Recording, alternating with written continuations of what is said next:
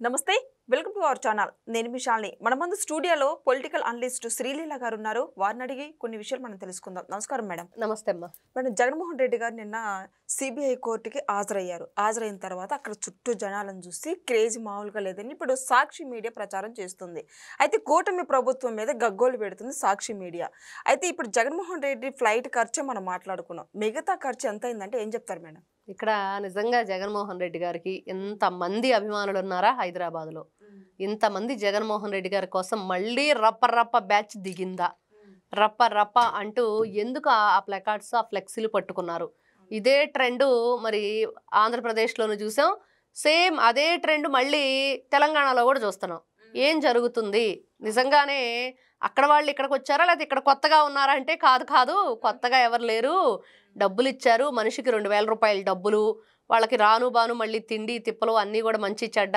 ఇంకా కావాల్సిన ఎక్స్ట్రా ఖర్చులన్నీ కూడా వాళ్లే పెట్టుకున్నారు ఈ రోజున జగన్మోహన్ రెడ్డి గారు గంటకు 8 లక్షల రూపాయలు ఫ్లైట్కే పెట్టారంటే మరి జనాలకు ఎంత పెట్టుంటారు కొన్ని లక్షల కోట్లు వందల కోట్లు కొట్టేసిన జగన్మోహన్ రెడ్డి గారు ఈ రోజున జనం కోసం ఆయన ఎలివేషన్స్కి ఇచ్చుకోవడానికి మరి ఖర్చు పెట్టరా అనేది వినిపిస్తున్న వాదన ఎక్కడ ప్రకాశం జిల్లా ఎర్రగొండపాలెం ఎక్కడ హైదరాబాద్లో బేగంపేట ఎయిర్పోర్టు మరి జగన్మోహన్ రెడ్డి గారు 3 ఫ్లైట్లు మారి 3 ఎయిర్పోర్టుల్లో దిగారు యలహంక గన్నవరం హైదరాబాద్ మరి మిగతా 2 చోట్ల లేండి జనాలు గన్నవరంలో కూడా లేరు ఆంధ్రప్రదేశ్లో కదా ఉండాలి జగన్మోహన్ రెడ్డి గారికి అక్కడ ఒక వీడియో లేదు ఒక షాట్ లేదు లేకపోతే ఒక ఎలివేషన్ లేదు ఏమీ లేదు కానీ హైదరాబాద్లోనే ఎందుకు ఆ విధంగా చేశారు అంటే ఆంధ్రప్రదేశ్లో ఎప్పుడు చెప్పుకుంటాంలే ఎక్కడికి వచ్చినా మనం జనాలను పోగేస్తూనే ఉంటాము ఇన్ని చోట్ల ఎందుకు అసలు డైరెక్ట్గా హైదరాబాద్లో కూడా మా తడాకా ఏంటి మరి ఒక దొంగకి ఎంత క్రేజ్ ఉంది ఒక దోపిడీదారికి ఎంత క్రేజ్ ఉంది బాబాయిని గొడ్డలతో నరికేసినందుకు ఎంత క్రేజ్ ఉంది మరి అదేవిధంగా గతంలో 16 నెలలు జైల్లో ఉండొచ్చి 12 సంవత్సరాలుగా బెయిల్ మీద ఉన్న ఈ బెయిల్ వీరుడు మరి ఏదైతే కోర్టు మెట్లు ఎక్కుతున్నాడంటే జనాలు ఏ విధంగా రావాలి అనేది వాళ్ళ బాధ ఇప్పుడు చూపెట్టాలన్నమాట దొంగకు కూడా మరి ఉంటారు ఈ విధంగా ఫ్యాన్లు అనేది చూపించాలంటే ఆ ఫ్యాన్స్ అంతా ఎలా ఉన్నారంటే ఇదిగో నిన్న వచ్చిన వాళ్ళ ఉన్నారు అంటే ఏంటి చెప్పుకుంటాం కదా తుమ్మితే ఊడే ముక్కు కోసం ఎన్ని రోజులు ఇదవుతామని వీళ్ళంతా వచ్చిన జనాలందరూ కూడా జగన్మోహన్ రెడ్డి గారి కోసం తుమ్మితే ఊడే ముక్కు లాంటి వాళ్ళు అనేది తెలుసుకోవాలి ఈరోజు సాక్షి మీడియాలో ప్రచారం చేస్తుంది ఆ జనాలను చూసి ఊరలేకపోతున్నారు చంద్రబాబు నాయుడు గారు లోకేష్ గారు గగ్గోలు పెడుతున్నారు అని సాక్షి మీడియా ప్రచారం వాళ్ళు ఎక్కడ మాట్లాడలేదు అసలు దీని గురించి సాక్షి మీడియాలో చంద్రబాబు నాయుడు గారు ఎక్కడ మాట్లాడలేదు జగన్మోహన్ రెడ్డి గురించి లోకేష్ గారు ఎక్కడ మాట్లాడలేదు అసలు సంబంధం లేదు వాళ్ళు మాట్లాడే సీన్ కూడా అక్కడ లేదు ఈ రోజున జరిగింది ఏంటి హైదరాబాద్లో అని అంటే మరి జనాలను తెచ్చుకున్న మాట వాస్తవం కాదా ఎవరైతే వాళ్ళ శాసనసభ్యుడు ఎర్రగొండపాలెం నియోజకవర్గ చంద్రశేఖర్ రెడ్డి తెప్పించింది మాట వాస్తవం కాదా జనాలు మీడియా ముఖంగా మేము జగన్మోహన్ రెడ్డి గారి మీద అభిమానంతో ఎర్రగొండపాలెం నుంచి వచ్చామని స్వయంగా వాళ్ళు చెప్పిన మాటలు నిజం కాదా మరి వాళ్ళే అర్థం చేసుకోవాలి వీళ్ళు ఏం చేశారంటే ఏ మహబూబ్ నగరో ఏ నిజామాబాదో ఏ కర్నూలో ఏదో చెప్పినట్టే ఇలా కరీంనగరో లేకపోతే ఇట్లా నల్గొండ అని చెప్పినట్టే ఓహో హైదరాబాద్లో ఉన్న చుట్టుపక్కల ప్రాంతాల నుంచి జగన్మోహన్ రెడ్డి గారి కోసం చాలా మంది అభిమానులు వచ్చేవాళ్ళు అనేది ఎక్కడో చోట నమ్మేవాళ్ళేమో కానీ ఎర్రగొండపాలెం చెప్పగానే అర్థమైపోయింది ఎట్లా గూగుల్ కొడితే అట్లా వచ్చేస్తుంది అన్నట్లుగా ఎక్కడున్నా వాళ్ళని తెలుగుదేశం పార్టీకి సంబంధించిన వ్యక్తులను కానివ్వండి న్యూట్రల్గా ఉండే వ్యక్తులు కానివ్వండి ఎవరిని టచ్ చేసినా కూడా వెంటనే చెప్పేస్తారు ఇదిగో ఎందుకు అసలు వచ్చిన వాళ్ళే చెప్తుంటే ఇంకా ఇదిగో పలానా నియోజకవర్గం నుంచి పలానా వ్యక్తులు పలానా టైంకి ఇదిగో ఇంత డబ్బులు తీసుకొని ఇన్ని రకాల ఖర్చులు వాళ్ళు భరిస్తామంటే వీళ్ళు వచ్చారు అనేది తేలిపోయింది పాపం జగన్మోహన్ రెడ్డి గారి పొరువు అక్కడ హైదరాబాద్లో కూడా పోయింది తెలంగాణలో సార్ మొత్తాన్ని చూసుకుంటే ఇప్పుడు అమరావతి రైతులు ఇబ్బంది పడుతున్నారని వాళ్ళు గగ్గోలు పెడుతున్నారు రైతులు ఎందుకు ఏం జరిగిందంటే ఏం చెప్తారు మేడం ఇక్కడ వాళ్ళు స్వయంగా ఆ పెద్దవాళ్ళు ఈ రోజున వీళ్ళు రప 88 మ్యాజిక్ ఫిగర్ దాటితే గంగమ్మ జాతర అంటున్నాడు కదా మరి దాటకపోతే ఎవరు చూపిస్తారు ఎవరికి జాతర ఈ రోజున ప్రజలు మీకు జాతర చూపించే కదా మీరు 11 పరిమితం అయ్యారు ప్రతిపక్ష హోదా కూడా లేకుండా కూర్చున్నారు అసెంబ్లీకి ప్రతిపక్ష హోదా వస్తామంటేనే అని చెప్పి చిన్నపిల్లాడు చాక్లెట్ ఇస్తేనే స్కూల్కి వెళ్తానట్లు జగన్మోహన్ రెడ్డి ఏడుస్తున్నాడు గుక్కబట్టి మరి ఇవన్నీ మర్చిపోయి వీళ్ళు ఈ రోజున మ్యాజిక్ ఫిగరు లాజిక్లు మాట్లాడుతూ ఉంటే ఊరుకోరు ఈ రోజున మూలనున్న ముసలమ్మ కంటికి సుక్కలాలు దించుకొని కూర్చున్న వాళ్ళు కూడా మాట్లాడుతున్నారు ఏమని అంటే వాళ్ళు మాట్లాడిన మాటలు మనం మాట్లాడలేము అరే ఒరే నీ దినం నీ శారదం అని చెప్పి వాళ్ళు మాట్లాడుతున్నారు వాళ్ళు చెప్పిన దానికి అర్థం ఏంటంటే అతను ఆంధ్రప్రదేశ్లో ముఖ్యమంత్రిగా 2019లో ప్రమాణ స్వీకారం చెయ్యగానే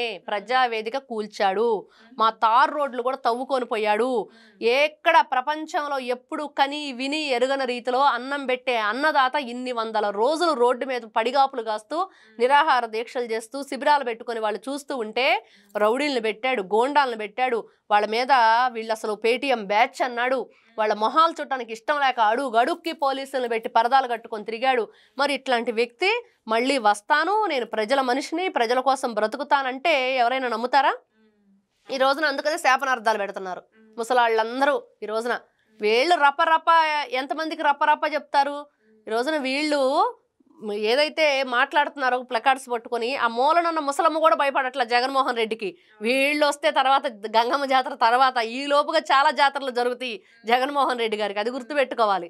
ఏంటి ఆ జాతరలు అంటే మద్యం కుంభకోణం ఉంది, కల్తీ లడ్డు ఉంది, నిన్నగా మన సతీష్ కుమార్ గారి మరణం ఉంది, మరి గతంలో బాబాయిని ఏ విధంగా వేసేసారని ఉంది, మరి ఇట్లా వరుసగా చెప్పుకుంటూ పోతే మరి ఆ సెంగయ్య కారు కింద ఏ విధంగా చనిపోయాడని ఉంది. ఇవన్నీ బోలెడన్ని ఉన్నాయి. ఈ జాతరలన్నీ అయిపోయిన తర్వాత అప్పుడు లాస్ట్లో భారీ ఎత్తున మొత్తానికి శాంతి జరిపించుకుంటారు. బట్ మొత్తానికి 6 ఏళ్ల తర్వాత జైలుకి ఇప్పుడు సిబిఐ కోర్టుకి వెళ్తే జగన్మోహన్ రెడ్డి 6 నిమిషాలు కూడా కోర్టులో లేరనే సమాచారం వచ్చింది. మనం ఆడ కోర్టులో ఏం జరిగిందంటే ఏం చెప్తారు మేడం? ఇక్కడ జగన్మోహన్ రెడ్డి ఇంకేముంది కోర్టుకు వచ్చేస్తున్నాడంటే విపరీతమైన ఎలివేషన్ నేర్చుకున్నారు సాక్షి వాళ్ళు.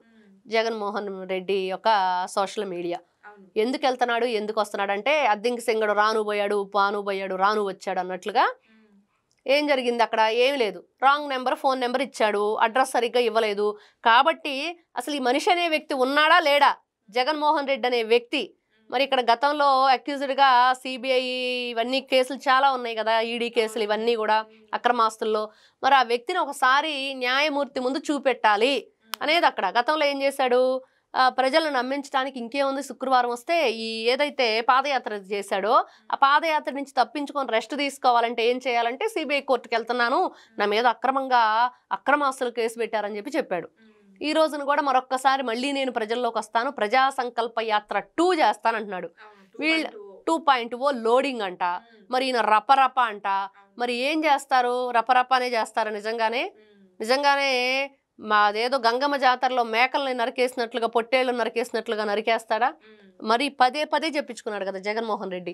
ఇంకొకసారి చెప్పు, పెద్దగా చెప్పమ్మా, మైక్ దగ్గర పెట్టుకోమ్మా అని చెప్పి మాట్లాడాడు కదా.